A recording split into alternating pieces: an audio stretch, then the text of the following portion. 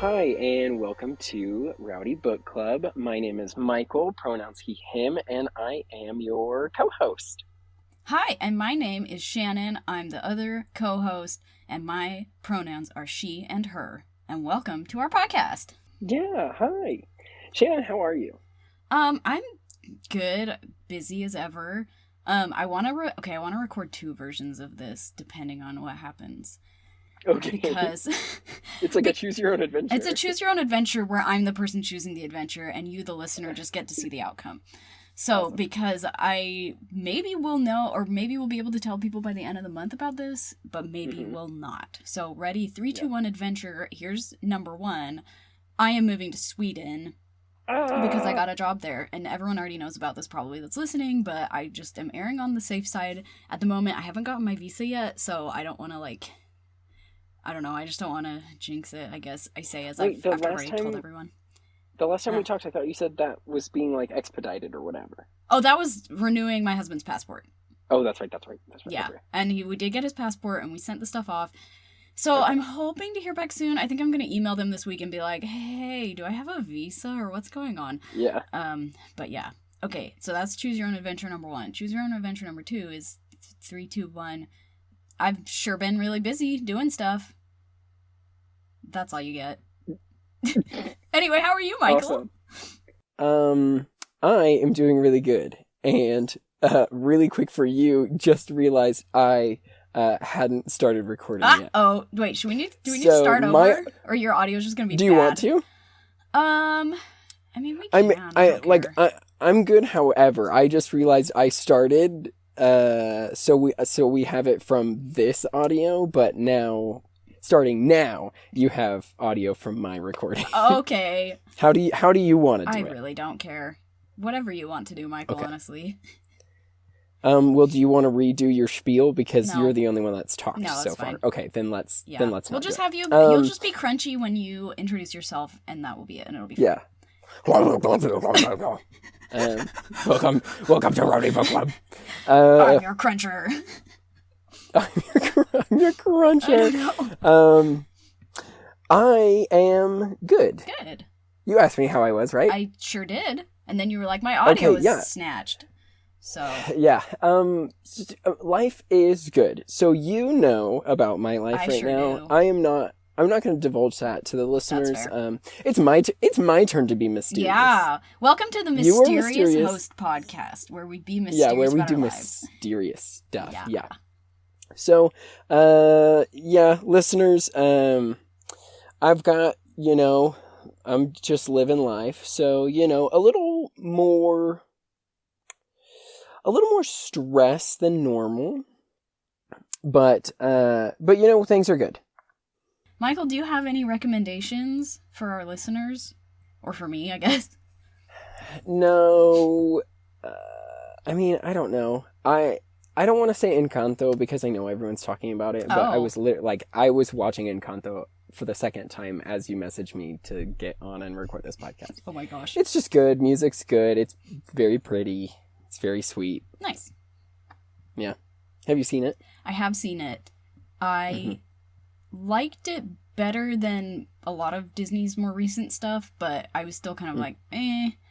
However, I will say, I guess this is a spoiler for Encanto, but like you say, I think most people have seen it at this point. I feel like Bruno was, algorithmically generated to be a Tumblr sexy man, and I think that is very good and funny. Interesting. Well, it's funny that you say that because, even Mirabelle's dad, I'm like, why do I want you in my bed? Michael, you just why have are you Michael, so you just hot? have a thing for daddies. Don't lie to us. I do. And Latin men, hence my boyfriend. Mm-hmm. But yeah, no, all of the men, the designs for the male characters in that movie are very appealing. Yeah, pretty thirsty. Yeah, even Bruno, who's supposed to, he's like, ooh, I'm the wacky crazy guy. And I'm like, you're just kind of chaotic hot. Yeah, no, I was going to say, I do not think they were trying to make him ugly. I really think some character designer over in Burbank is like, I am going to make the sexiest Tumblr sexy man. All of those sick freaks on Tumblr are going to lose their minds over this guy. And they were correct. So, congratulations, whoever you are. Very good job. You did it. You did it. But yeah. Nice. Yeah. Good what about you? Any recommendations? I mean, I kind of don't really either. I was like trying to think. I guess, honestly, the only thing I can come up with is if you have not gotten your flu shot already, please do that. Like, yes, yeah, I got the flu real bad. I did too. Actually, my whole family got the flu really bad, and my dad was in the hospital, so that was great during COVID. Yeah. Is he okay now, though? Yeah, he's good. He's good. And it was good in some ways, because my dad is really old, listeners, like, really old. Very, like, extremely, very, like Old Testament old. Yeah, Methuselah. Yeah, so he's really old, and it was kind of good in some ways because it helped us, like, or my family, I guess, I don't like, live with them anymore, but, like, help them get some help from, like, the hospital people, and, like, help the house be a little bit easier for him to get around and stuff like that. So it was kind of like silver lining, but those the couple of days after Christmas, it was just like a nightmare. We're like taking him to the hospital and we're really worried about him, and then like all of us are also getting really sick, and then it's like, oh, should I go to the hospital and like spread this around, but also I don't want to like abandon my dad at the hospital, I did get my flu shot, which I think is why I didn't get as sick as I could have. Like, I was really sick for like 2 or 3 days, and then after that I was starting to feel better. And like, if you get the flu and you don't have a flu shot, it's like 2 weeks of being sick. Yeah, I got it. So I got it on Christmas, and I flew home for Christmas. Luckily, my dad is a pharmacist, so that is good. Immediately he was like, "We're getting you Tamiflu," which nice. If you don't know what that is, it like essentially cuts everything in half. So I was good in like 3 days, but it was like 3 days of just like in bed sleeping or vomiting. Oh gosh. So yeah. And then since I was home, I give it to both of my parents. Sorry. So, and then you know what? Okay, so I went and visited some of our friends down in Orem. Yeah, and so we were visiting, and then we were like, oh, let's go get food. Let's go to In-N-Out. And we are in In-N-Out. I, of course, have my mask on, and I'm like there waiting for our food, and I'm like, something seems strange about this environment, and I can't understand why. And then I realized none of the workers were wearing masks. What?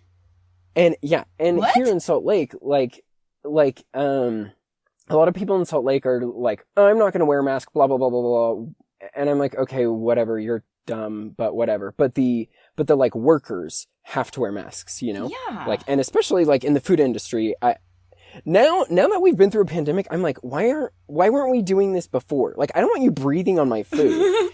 Anyway, So I realized, I guess in Orem and Provo, it's like a lawless land, and they do whatever they want, and they weren't wearing masks. And I was like, okay, pandemic aside, like, it is height flu season. I know so many people that have the flu right now.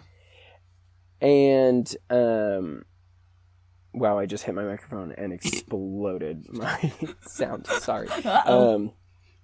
Yeah, so I'm like, okay, can we please wear masks in the food industry? Like, I don't want to just be like, sorry, food industry people, if you want to work here, you have to wear a mask forever. But I'm like, listen, if you have to wear hairnets and gloves to handle food, like, you should probably be wearing a mask too. Yeah. I don't want you breathing on my food. Yeah, well, also, like, the amount of food workers who have died of COVID because, like, the whole, like, fast food industry is, like, very messed up, and, like, you're in this, like, very small confined space, and, like, there's a bunch of people nearby, and it's just, like, kind of this, like, perfect storm for getting COVID and then dying of it. Yeah, absolutely. Yeah. So I think, yes, absolutely, in a food context, people should just keep wearing masks. Also, like, obviously, in a medical context, I think that will definitely, like, forever and ever, it's going to be like, yeah, if you're going to the doctor, even if you're not sick, like, you just wear a mask to the doctor, and that's just, like, what you do, TM, which I think would be a very good thing. I think that will help a lot if people will just do it, but we'll see. And, like, if you are in a house with someone who is sick, you should probably wear a mask when you're out and about. Like I got the flu, and then my parents got the flu, and then Taylor got the flu. Oh my gosh.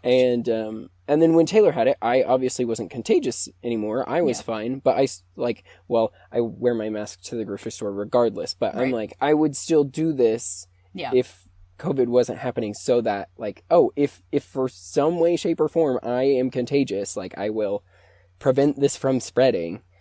Yeah, but, no, absolutely. I mean, I will say again, like with my family, practice. Yeah, oh yeah, like with my family, everyone got sick except for my husband, and I think part of the reason for that, okay, he has like a godlike immune system. He's just like one of those people. I think it's his fear of needles that he just like wills himself to be healthy, because he's like, if I get sick enough, I have to go and somewhere they're gonna poke me with a needle, I will die. So I'm just gonna not get sick. So I think that's definitely part of it. But I also masked the whole time I was sick around him. I wore my mask when I was asleep, which, I tried to. I definitely took it off in my sleep a couple times, and I would just like wake up and be probably like, moved it around. But I tried to anyway. And he was fine. Everyone else got sick, but I think he kept his distance, and we all wore masks, and so they work. Fun times. Yeah. Well, should we talk about our book? Sure. Oh, okay. So the book that we read this month was... Before you get into a summary... Oh, I was going to tell the name of the book first. Can I do that? Oh, yeah. Say the name of the book. Was Six Crimson Cranes by Elizabeth Lim. Okay, Michael, say what you're going to say. Okay, so listeners, Shannon... I am sorry because I did choose this book, and I explicitly said I chose this book because the artwork for the cover was very appealing. Okay, but you were right. The artwork is very good. Yeah, it's very good, very pretty. But I was like, I don't want to pick a book that is like part of a series. Like I just wanted to read one book, and I did not know this was part of a series. It is, and then like at the very end, when it's obviously going to be going to have a sequel, I was like, damn it! Like this is not what I intended. And then I looked it up to see if the second one is already out. It's not, and that's why. No, because this book just barely came out, didn't it? Yes, and so that's why I didn't see any other books in the series because they're not technically out yet. So I was like, it isn't a series. Well, I was wrong about that. So for anyone who liked this book and wants to read the second one, it's supposed to be coming out in August of 2022. So this year, and it's called The Dragon's Promise. So just I'm sorry if now you are left wanting more, but more is on the way. Anyway, nice. That's my little I definitely spiel. I had a very wait, did you see Dune? No, I haven't. I want to. I just haven't. Yeah, you definitely should. So I went and saw it, obviously, and I have read the book, and it was funny because I don't think this is a spoiler, Michael, and you probably don't care, but like, because in the marketing they're just like, Dune, it's the movie Dune, but then you get into the theater and like the first thing you see, it's like the Dune, and then it's like part 1, and I was like, huh. And then you go, this movie is very long, and I got toward the end of it, and I was like, and I didn't know how much was left, other than that it had been like 2 hours already, and I was like, we aren't that far through this book yet. What? How long is this movie? And then like it ended, and I was like, oh, it's a 2. Like for some reason, like the part 1 like finally sunk in at the end, that I was like, oh, there's gonna be another movie. Yeah, I see. That's the part 1 thing. yeah, exactly. And that was how I felt reading this book, where I was like, there sure are a lot of things that haven't been wrapped up yet, but I guess that'll be fine. Yep. And then I got to the end and I was like, oh, I see. Yeah, so, that's how I felt too, because I was like, okay, there's like I was listening to the audiobook, so I was like, I see that I have an hour left, but we can't resolve all the problems in an hour. And then I was like, oh no, did I pick a book that's part of a series? Yeah. So, anyway. Nice. Yeah. Okay, well, with that as the preamble, I will do a quick summary. I did not like write anything out, so it's probably gonna be a mess, but that's fine. We'll figure it out. So, Six Crimson Cranes is about a girl named Shiori. Is that how do they say it in the audiobook? Because I read it with my eyeballs. Yeah. Yep. Shiori. Okay, great. I wasn't sure. I was like pretty sure it was that, but I was like, oh, I don't know. So yeah, okay. Shiori, she is a princess. She's the youngest daughter in this family. She is betrothed against her will to some like weird guy from the north that she's never met, and she's kind of salty about it. And she has a magic paper bird that she made with forbidden magic. So that's how it starts. And then she runs away from like her betrothal ceremony because the bird gets out of her pocket or something. And she doesn't want the bird to be seen because she did forbidden magic, and she doesn't want to get in trouble / die or something. Wait, exiled? I don't know what happens if they catch you doing magic. Exiled, okay. And so she runs out after it, and then it falls into the magic lake, or the sacred lake, sorry. It's sacred, I guess. And she, like, goes swimming after it, but because she's wearing, like, 17 pounds of silk clothing, she just immediately sinks and starts drowning. Which... yeah. And then as she's drowning, she sees... would happen. Yeah, right? I was like, okay, realistic. Well, I honestly, when I got to that part, I was thinking about, you know, those women that drown in their wedding dresses? Do you know this thing being a thing that happens?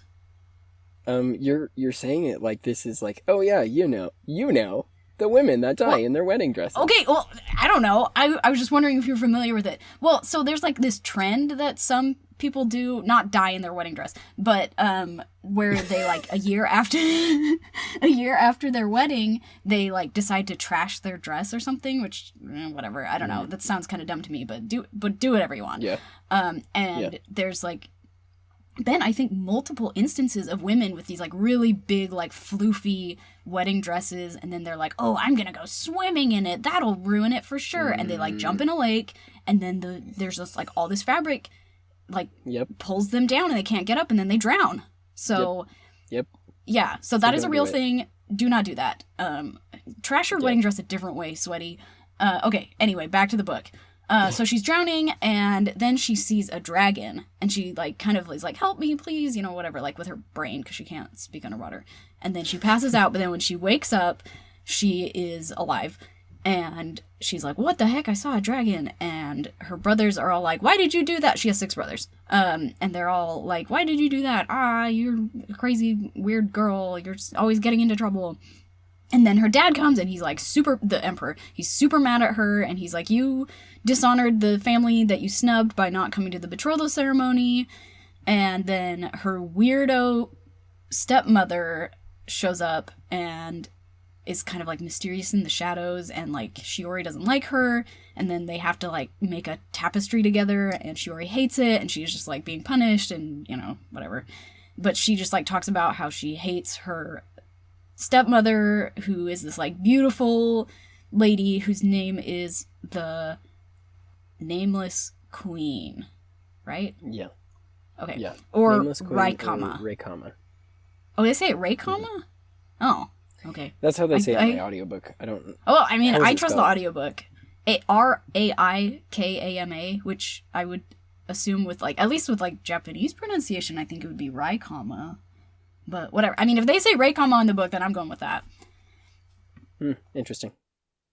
Reading it, I would also say Rai. Yeah, okay. Well, the world may never know. I feel like this world is definitely inspired by a bunch of different Asian cultures. Like, it's not just like a one-to-one of any given culture. So maybe that's why. So yeah, anyway, Raikama, she's kind of like cold and aloof, and Shiori's like, she hates me and I hate her, for like the whole book. And things get crazy. Well, so the dragon comes back, and he turns into a boy, and he like teaches her how to do magic, but he's like kind of mischievous and whatever. And she's learning some magic, but then she decides to follow Raikama down a thing. I did not fully understand what was happening, like, geographically. They're, like, in her garden, and then they did a magic spell or something to go somewhere else. I was very confused. I did not know what was happening. But anyway, she follows her to, like, a secret place. I think. Yeah, I think that's what happened. So she, like, follows her through this, like, teleport to this other place, and then she sees that Raikama has, like, this magic pearl that she recognizes because it's the same. So, like, the dragon that saved her, his name is Seiryu, right? How did it say it in the audiobook? They say Seiryu. Okay. Seiryu, because he's a dragon, he has this thing called a dragon pearl, and she sees that Reikama also has a dragon pearl. And she's like, what the heck? And then Reikama notices her, and she, like, kind of freaks out, and, like, Shiori gets away, but then she comes, and she, like, is like, oh, my secret's been found out, and Shiori's like, oh, she's a witch, and they all, like, freak out, and then the brothers are like, we'll defend you, and there's, like, a big fight, but then Reikama turns the brothers into birds, and then Shiori gets away a little bit, and then she, like, bursts into her room, and, like, her little servant, whose name is Guira, what is her name? I can't remember. Guia, yeah. Guia. Okay, Guia. I think they say Guia. Okay, we'll go with it. That was a name where I was just like, okay, I do not know how this name is supposed to be said. Like, I don't even have a good guess. But yeah, okay, Guia. And then Reikama, like, does some weird thing, and then she, like, puts a bowl on Shiori's head and is, like, does a little curse on her, and then when Shiori wakes up, she's not at the palace anymore. She still has a bowl on her head, but she can see through it somehow, and she's just, like, in this, like, northern waste, like, the northernmost island of the kingdom. And so then the rest of the story is her trying to make her way back to find her brothers, and to get back to the castle, to, like, be like, oh no, my evil stepmother is evil, and then she's, like, in this little town for a while, and there's, like, this guard guy that comes, and he's, like, nice to her, and he gives her some money, and then as he's, like, going to leave, like, this other guy comes, who's, like, another guard, and she hears his name, and it is, oh my gosh, sorry, I finished this book a few weeks ago, so I'm trying to remember, what is his name? The betrothed guy, oh my gosh. His name. Oh, good lord! Why are we so bad at this? You just finished this book. Busion. Yeah, that's the last name. But his first name. Takan. Takan. Yeah. Okay. Takan. And he's like this mean jerk, and she's like, "What the heck? This is my betrothed," because she realizes that is her betrothed, because she recognizes the name Takan Busion, and she's like, "Oh my gosh, bullet dodge! This guy sucks." And so then she goes away, and then she finds her brothers, or they find her. It's kind of, they reunite, and they are birds. But then at night, they turn back into humans. And so they're like, okay, we have to figure out a plan to get ourselves unturned into birds and, like, get this bull off your head. Oh, and she also can't talk. It's like if she talks, then her brothers will die. At all. So that's not great. So she can't, like, tell anyone who she is, and no one recognizes her because she has a freaking bull on her head. And also the bull stops her from doing magic. So that is the state of affairs. And then they have to go, the brothers found this, like, wizard guy who was like, okay, here's what you need to do. You need to make this special magic net, and then put it on your stepmother, and then that will get the pearl out from her, and then that will undo the curse. And they're like, okay. So they have to go to this, like, magic island. I'm kind of imagining that episode of Avatar: The Last Airbender when they go to the fire temple so that Aang can talk to Roku. You know? Oh, yeah. Yeah, like, it's kind of like this, like, secret mission into enemy territory to go to this special place, and there's, like, a volcano. I guess it's not enemy territory, but it's like Dragonland, and the dragons don't want people to go there because the stuff there has properties that will hurt the dragons, and so they don't want people to go there and get the stuff. And so they need to get the stuff, though, to make this magic net. And so Shiori is there, and she's, like, getting the stuff, and it's, like, this what the heck is it called? Oh my gosh, listeners. Starstroke, thanks. I promise I did read this book. I was reading it most of it I read while I was very sick with the flu, so that is my excuse for why I'm like, why don't I remember most of this? Yeah, okay. So, she gets the Starstroke, and as she's doing that, Seiryu comes and he's like, what are you doing here? Like, you're not supposed to be here. And she, like, kind of communicates to him somehow with magic, so she doesn't actually speak, that she's, like, cursed, and, like, this is all because of her stepmother. And then the King of the Dragons comes and he's, like, super pissed. And then they get away from him somehow, and some stuff happens. They go back to the little cave that they've been hiding out in, and they're like, all right, Shiori, make the net. We'll go be birds. And so they do that for a little bit, but then Shiori wants to meet with Seiryu again, because she's like, oh, he can help me, and he has magic, blah, blah, blah. So she goes out of the cave to try to find him, and then she is attacked by some people, and it turns out it's the jerk guy from before, who is not actually Takan. His name is Hasege. Is that how they say it? Hasege? Hasage. Okay, sure. And he's like, this girl's an evil demon. She's the reason my brother disappeared, or cousin, or whatever. And she can't, like, defend herself because she can't speak. And so then they take her to jail at Castle Bushion, and so that's where we go next, and that's where the rest of the book pretty much takes place, is at Castle Bushion. And this is where things get interesting. I have some opinions about this part. We will get into it at that time.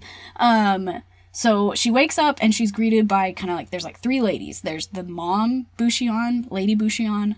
I don't know, is the dad dead? What is the deal with him? Or he was gone or something? Yeah, to my understanding, he's like away, because their like at the country's capital? like kind of at war. Yeah. Yeah. That sounds right. They're like preparing for war with like another Yeah. country or something like that. So he's like away on business, I guess. Yeah, okay. So he's not there, but Lady Bushion is there, and then there's her daughter, Meg? Wait, what is the daughter's name? Megara? I want to say Megara, but I know that's wrong. Megari. Okay, I was close. Okay, there's the daughter Megari, and then there's this other chick who's there because they feel bad for her, essentially, because her parents died. Yeah. Okay, Bruce Wayne. And her name is... Oh, shoot. What is her name? I forgot her name, too. Should I look it up? Gosh. I really should have, like... I would look it up, but if I touch any of my computers, they don't will do that. stop the audio. So Okay, we're Googling, everybody. Sorry, we're a hot mess. How do I find... The trouble is, this is such like a new book. It's not like, there's not going to be like a like a Wikipedia page about it, right? Characters. Yeah.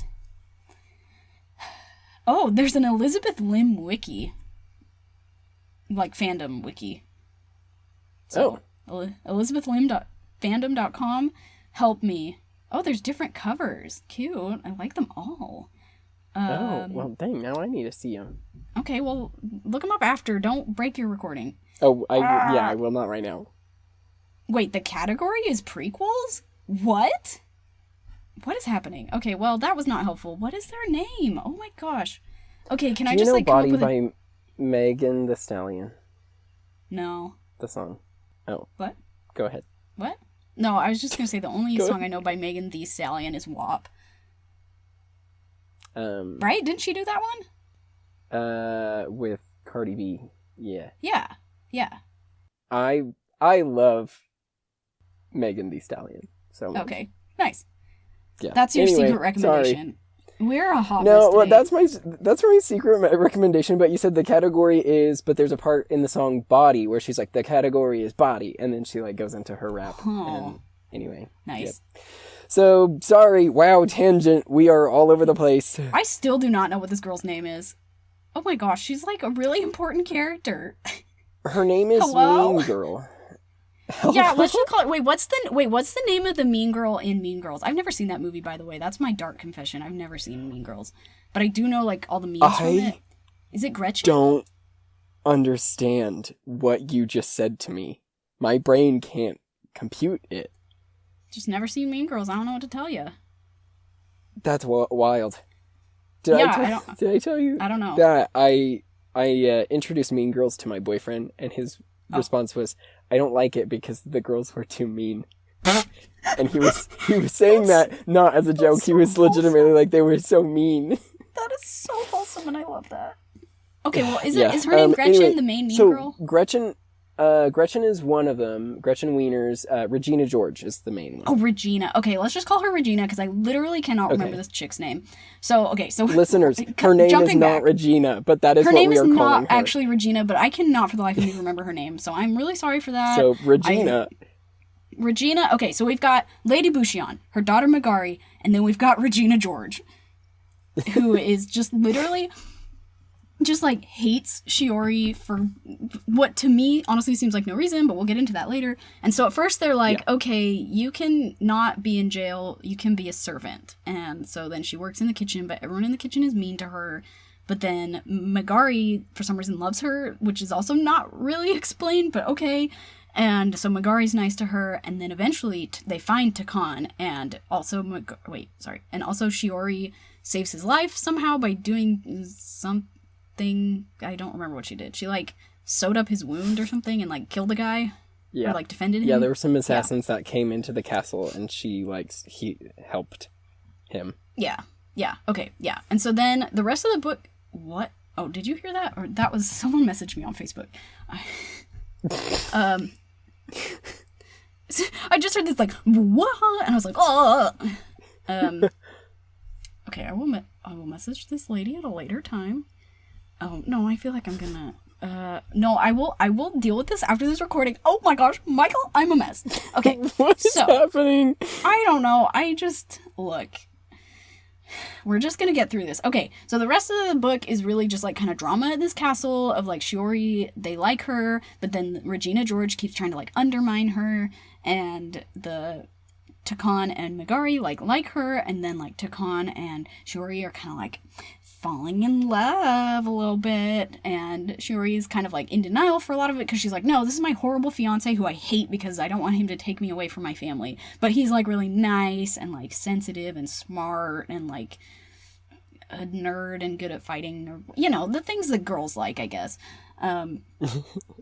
And so that's all great until the winter festival happens, and then that's when her brothers find her again, and she, like, finishes the net, and, like, it's all coming together, and they're like, okay, we just gotta get down to the south, and that's when everything goes horribly wrong, because this is the weirdest plot twist, but Regina George is actually Guia? Is that her name? I can't even remember her freaking name. Yeah, Guia is actually... her servant Guia, and her servant Guia is not her servant, but is actually a priestess in this group of people who kill anyone that has magic, and they want to kill Shiori specifically because Shiori is the, like, special... She's, like, the avatar for this country, I feel like. Like, she is, like, the special person who has the special like magic of this country. She's, like, the blood... What do they call it? Essentially, she's the bloodsake. So she essentially has, like, all of the magic from this magic land, essentially, is in her. In her body or something. And so because of that, it's, like, dangerous, because then if, like, a demon or whatever gets to her, then they can, like, use her magic for bad or whatever. And so Guia's just like, okay, I'm gonna kill you. And then she does a villain monologue. She does a very long villain monologue where she explains her whole deal. And then she tries to put her to death by fire, and then some crazy stuff happens, and then the bowl on her head breaks, and so she doesn't have to do the curse anymore. She can talk, and she can be seen for her whole face. And Takana's like, oh yeah, I knew you were the princess from, like, day 3. And she's like, what? Huh? Yeah. And so then it's, like, it's getting very romantic. But then she's realizing as time has passed, and she's been thinking about her stepmother, who she's been vilifying and hating this whole time. And she's like, actually, I think that she was trying to protect me by hiding my magic and by doing all this stuff. And so she's kind of, like, not sure. But then this guy shows up who was the sorcerer that was like, hey, make the net. And then it turns out he's actually evil. And then he becomes a demon by killing a guy. And then Shiori and him have a very confusing fight where they go into a magic mountain with a bunch of demons. And then she gets out somehow, I don't remember. And then also her stepmother helps save her. And then they have, like, a tearful reunion, but also the, like, magic that it took to save Shiori, like, use up too much of her magic juice or something, so then the stepmother is, like, dying, and then she reveals that she's not actually who she is, she's actually her sister, or something. I don't know. Yeah, so she was, like, cursed to look like her sister. Who died. Because her sister died, and her sister was, like, so beautiful, and everyone loved her. And what did she do to her sister? She did something mean to her sister, and then so she was, like, she did some magic when she wasn't supposed to, or something. Yeah. Why? What is wrong with us? Why can't we remember anything? You know what? We will talk about that, because I have a theory, but let me finish this book. I mean, we're really close. Okay, so at this point, the curses are broken, the brothers are not cranes anymore. Takan somehow is down. They're back at the Capitol. I don't know how everyone got to the Capitol so fast, but whatever. And the stepmother dies, and then she gets the pearl, and it's at this point, because the agreement was with Saryu, was that if she got the pearl, she has to take it back to the Dragon King. But then the stepmother, when she's dying, she's like, you have to take this back to the rightful owner, and Shiori's like, okay, well, who's that? And then she's like, I don't know, I'm dead. She, like, dies before she tells her, or she doesn't know or something. Which I'm like, okay, come on. I don't know, I'm seriously? dead. Like, please finish this errand for me. You have to take this somewhere very important. Take it to the person who it belongs to. Okay, who is that? Oh, I don't know. I'm too busy being dead. Like, that's rude. I'm just gonna say it. That is rude. If you're gonna give someone a dying quest, at least tell them where to go. Yeah. Anyway, and so then, at this point, Saryu shows up, and he's like, okay, we gotta go to the Dragon Kingdom, and Shiori's like, alright, and then you just feel the vibes of a love triangle being set up, which is a choice that is being made by the author. Okay. So, yeah, and so then she goes into the ocean, and that's the end of the book. Woo! We did it! There was a struggle. Take a lap. It was a big struggle. Water. Oh, gosh, really? And I'm going to cut this down, but we are currently at almost 40 minutes of recording time. Yeah. And here we were like, oh, this is going to be a 15-minute episode because we don't know what to talk about with this. And, like, we really don't know what to talk about with this because neither of us even remember this freaking book that we read. Yeah. I feel like we have content, but there's, like, nothing actually there. Yeah. Like, yeah. No, I think that's completely correct. There's 40 minutes of audio, but it's just like us struggling to remember people's names. Uh-huh. Yep, that's correct. Yep. Okay, so do you have anything to say to that, or do you want me to go into the author, or like how do we want to do this? Oh, have we ever recorded? Do we know how we do this podcast? No, every month it's always like, what's happening? What are we doing? How do we do this? So here's what I will say about the reason. No, you talk about the author, and then we will get rowdy. How's that? Do that. Okay. Yeah. Okay, and have you looked up any information about this author? I read her little blurb in the back of the jacket of the book. That's it. Did you talk about, like, her, like, going to school Juilliard? for music and stuff? Yeah. Oh, okay. So you might know a lot of this. You always do my job. It's fine. No! I really, like, all I know is she went to Juilliard, and now she lives in San Francisco, and she wrote some other books. And that's it. Interesting. You have different information than I do. What? Yeah. So okay. I don't know at what point that was written and at what point what I have was written. So I got this information off of her website, which by the way, so this is Elizabeth Lim, as we already mentioned. Mm-hmm. I think she might have made the website herself. Oh. On Squarespace or what? I'm not sure. Yeah, look it up. Hey, Elizabeth. Oh no, I'm writing back to the Facebook lady. I'm not gonna lie. Okay. Hey, Elizabeth. If you want to hire me, actually, not me. I don't make websites. Hire anyone else. Like, you're a professional. You've written multiple novels, and I don't know if maybe there is someone that is making a website for you. I don't know, but it might need a glow up at this point. That's my 2 cents for you there. You're a real author. It's time for a good website. Yes, and so this woman actually sounds like a really interesting person. Like, I would actually like to sit down and talk to her. I feel like it sounds like she's just always doing stuff because she really likes doing stuff. Nice. You know? So, as I mentioned, there's going to be a sequel to Six Crimson Cranes later this year. She also has a what do you call it? A duality? A dual? Duology? Like, there's a duology. Thank you. The first book called Spin the Dawn, and the second book called Unravel the Dusk. It's part of some series, and then she has 2 more books, one called So This Is Love, and one called Reflection. So, if you like her work, you can check those out. So she actually started writing, when she was 10 years old. Get this, she started writing fan fiction for Sailor Moon. Yes! And Sweet Valley. Oh my gosh, and good. Star Wars. Yeah. And I'm like, I love that. And this is like, I read that and I was like, oh, she's a cool person. Like, she was a 10-year-old writing Sailor Moon fanfic. Yeah. And then, I guess she was just like, yeah. So she really loved writing and stuff like that. And then I guess one of her teachers said, and this is, again, from her website, so, like, I can feel that she's still kind of, like, stung by this. Ooh. One of her teachers said, in quotations, she had too much voice in her writing. What? So she took a break from writing for a while. Yeah, I don't know what that means, but it sounds to me... her teacher was, like, a white man. Yeah, probably. So it sounds like someone said something to her that kind of, like, threw her off her writing path for a while. Mm-hmm. But guess what? You can't hold her down. She's a queen. And she's gonna write no matter what. So, so she did that for a while, but then she actually did composing. She became a composer for film and video games, which is super cool. Yeah, and she got a doctorate in music composition. From Juilliard, right? So maybe she went to Juilliard for a time. I don't know, but on her website it says graduated from Harvard College with an AB. Don't know what that means in music.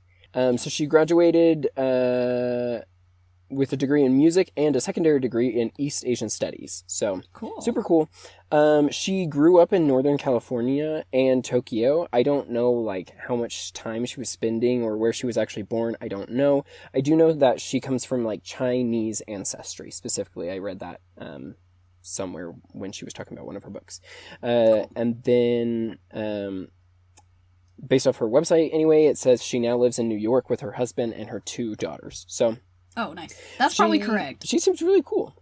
Yeah, she seems really cool. Absolutely. She did composing. She's got,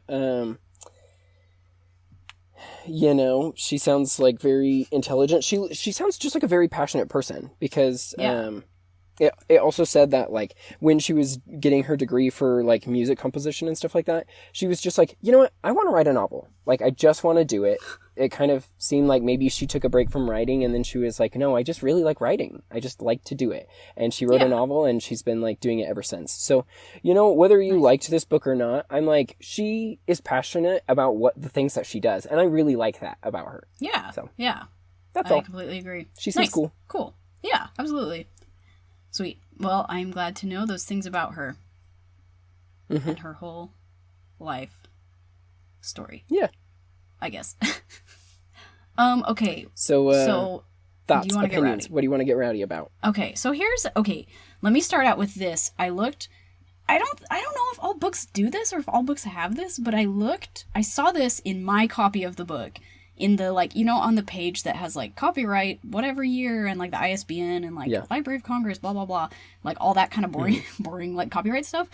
In this book, it also had, like, a suggested age group. And, like, I got my copy from the library, and it was stickered as YA. And in the little thing, it was, like, the suggested age group, or audience, or whatever, for this book was, like... 7th grade, I think it said. It was like 12 to 13, I think, was the age group. Which, when I read that, I was like, oh, that explains so much about this book and why it is like this. Mm-hmm. So I was glad that I had that context because like, at first when I started reading this, I was like, why is this girl so freaking dumb? But I realized that, like, if you're 12... That's why. Yeah. And in the book, she's like 16, I think, or 17. But, like, I get it. Yeah. And here's my horrifying realization that I had when I was reading this book. And I hate to say this. It's because of reading this book, but then also from the Witches book, which I'm pretty sure is also YA. I think I've maybe, like, outgrown young adult novels. Hey, guess what? It's because you're not in the 7th grade. Shut up. No. Okay, but for real, like, though, like... hey, guess what? I'm having a realization that I'm not a child. You're like, yeah, we're almost 30. Like, what? I know, but I'm saying, like, but you do not have to be, like, a teenager to appreciate young adult novels. Like, that's true, and, like...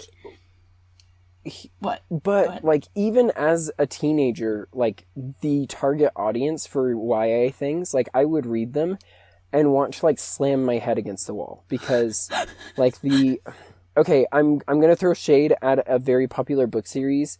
And, like, I love these books, but this is how I feel. The Percy Jackson series. Like, I never read this. I loved the Percy Jackson series when I was like a young teenager, but even then I was like, this dialogue is terrible. I've always hated young adult YA dialogue because it's so terrible. It's so terrible. And so like I've been past it for a long time. Okay, well, but for some reason it's also like all I read. Nice. I'm like, I hate everything. Oh gosh.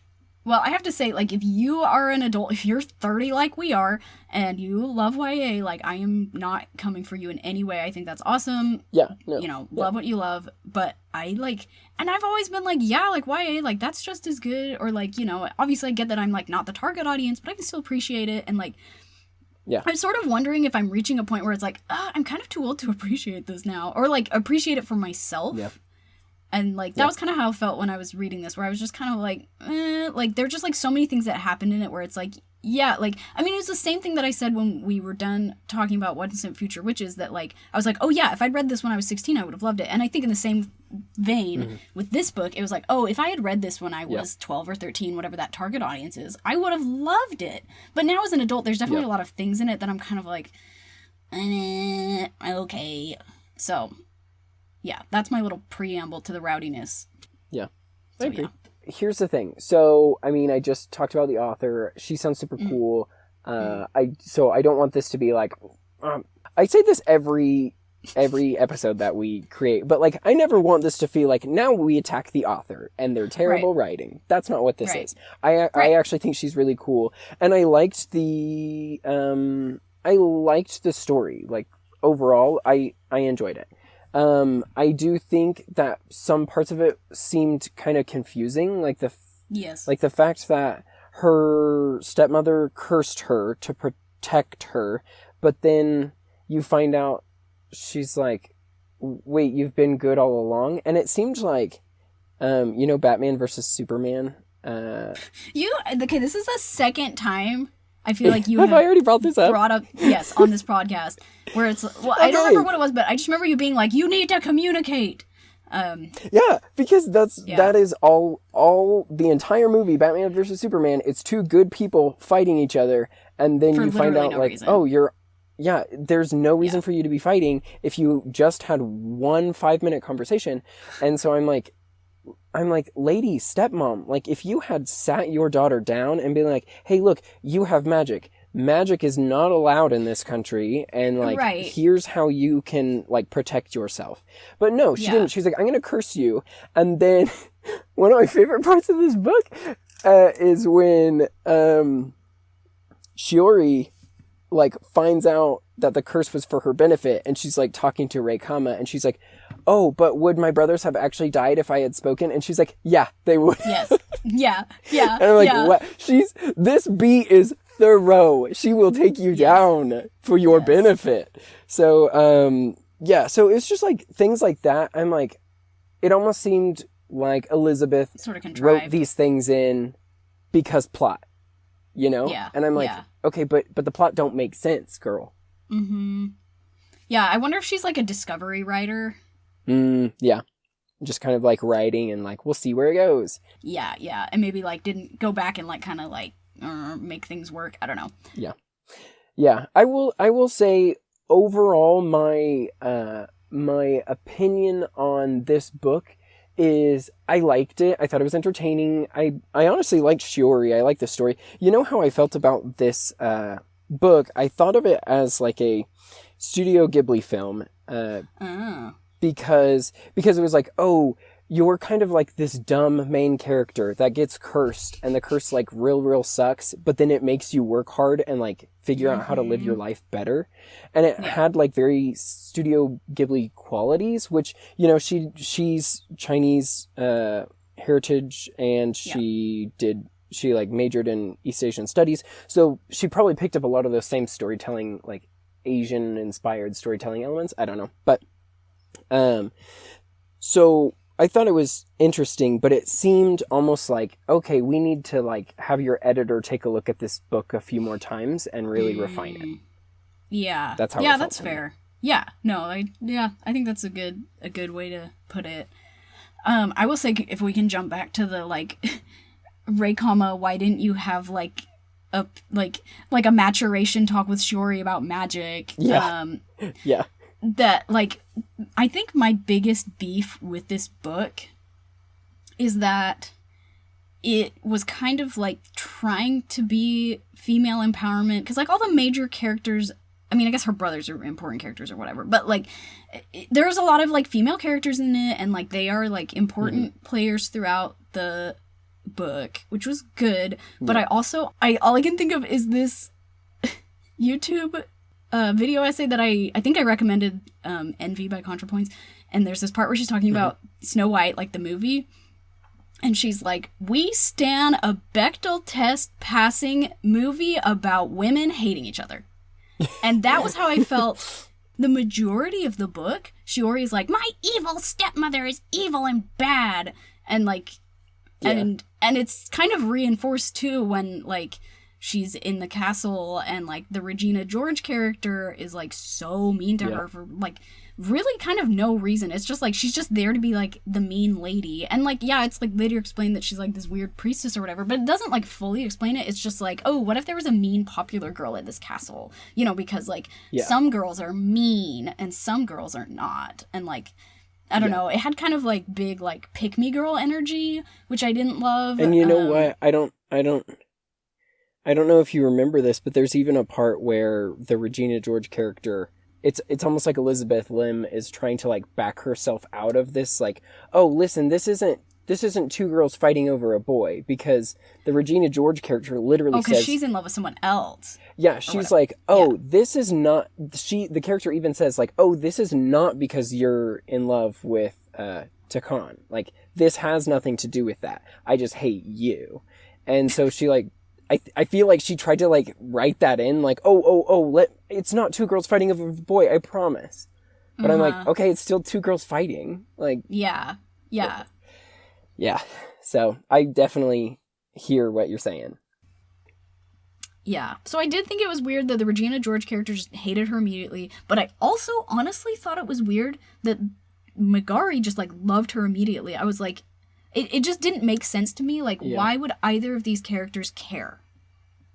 Like, you know, step one. I think it's supposed to be because Megari knew that Takan met her at like a... Oh, and gave her the little, like, amulet or whatever. Yeah. And she gave him soup and he, like, raved about it to his family or something like that. So she was kind of like the little sister that was like, oh, I like you because my brother likes you. Okay, that makes sense. That's how I felt about it.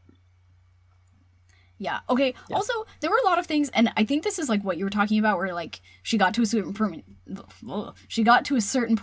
author, and was like, oh, wait, why has this been happening so much? Let me write in a quick explanation. Was that, like, Megari gets sick, like, every other paragraph in the book? Yeah.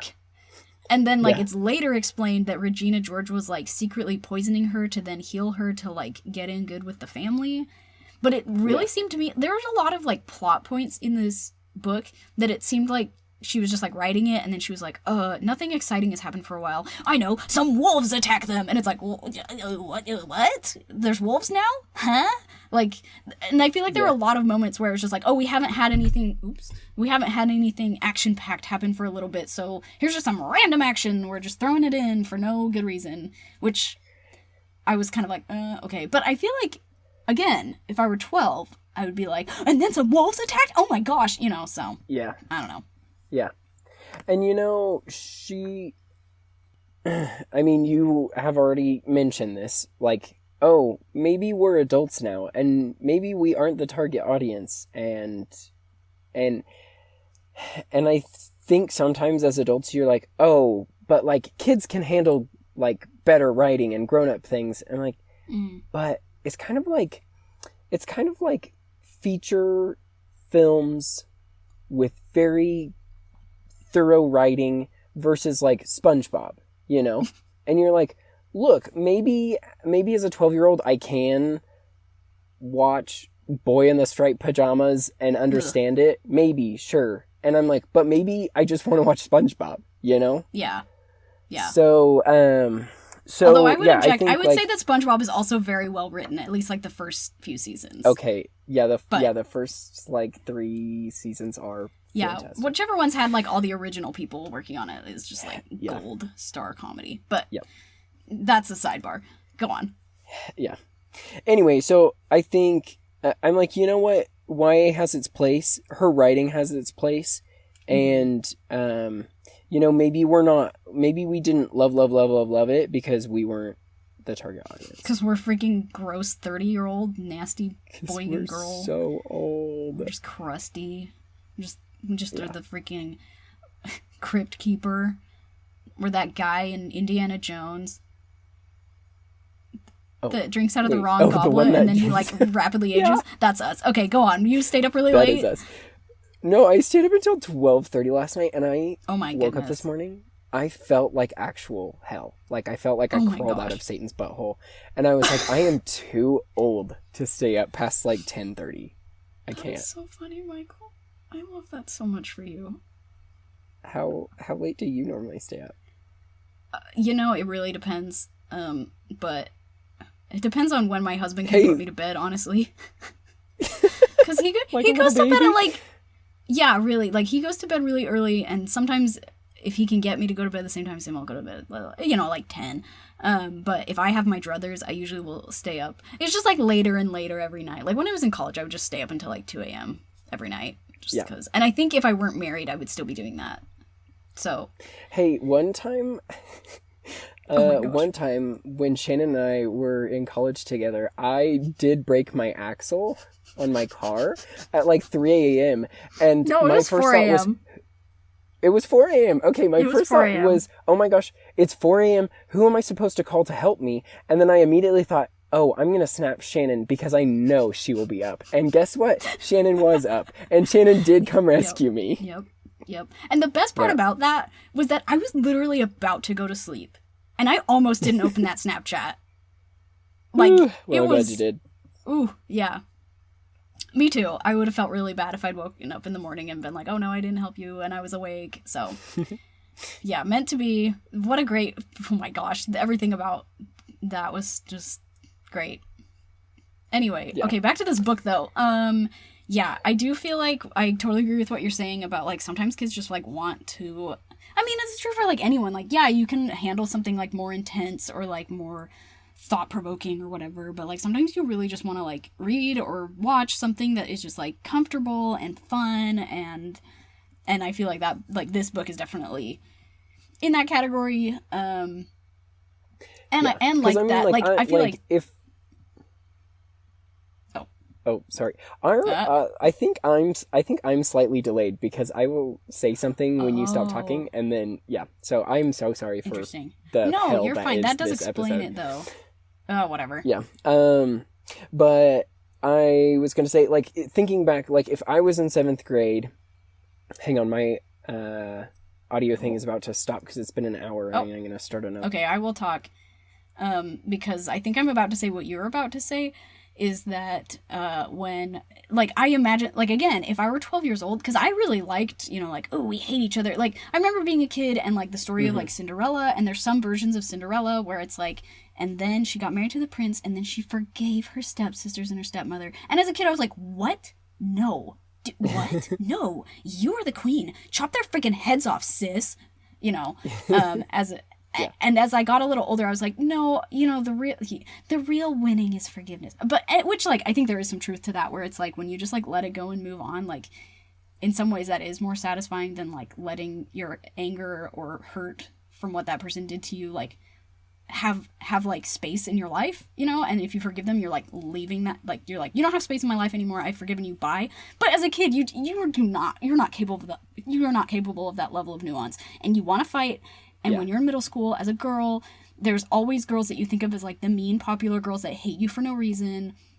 So I bet a 12-year-old reading this would be like, oh, the Regina George character, that's just like, insert mean girl at my middle school who's mean to me for no reason. And it's like, you know, in fairness, that mean girl who's mean to you for no reason is going through that same hormone roller coaster you are, and she's being mean to you because she's insecure. But as a 12-year-old, you are not emotionally, like, equipped to deal with that, so I get it.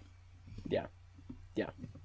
Well, and yeah, you were about to say all the things that I was going to say, plus, like, honestly, when I was in 7th grade, all I wanted to do was read books about hot guys with magic powers. And so I'm like, yeah, I would have read this and I would have been like, oh my gosh, I'm Shiori and I am betrothed to this really smart, cute, nice, hot guy. But also there's this dragon boy that's in love with me. Like, middle school me would have eaten this up. So, like, I do think, you know what, maybe she wrote all of this very intentionally. And and her target audience is like, yeah, for sure. Yeah. So good job, Elizabeth. Good job, Elizabeth. Also, you're really cool. If you're listening to this, can we go to lunch sometime? I want to talk to you about your life. Or about your website. Or your website, yeah. You know what I want to do? What? I want to illustrate like a little kid's book. I want her to write it, and I want to illustrate it for her. Yeah, Elizabeth, let's collab. Heck yeah. Do it. Well, do you have anything else you want to get rowdy about? Anything else? Oh my gosh. You are on a delay because we literally just said the same thing. Yep, we did. I don't think so. Like so we need to rate this. Oh, wait. I did not pick a cast for this book because I literally thought about this like a Studio Ghibli film. Like I thought about this as an animated film. Yeah. I thought about 2 people to do the voice acting for 2 of the characters. Okay.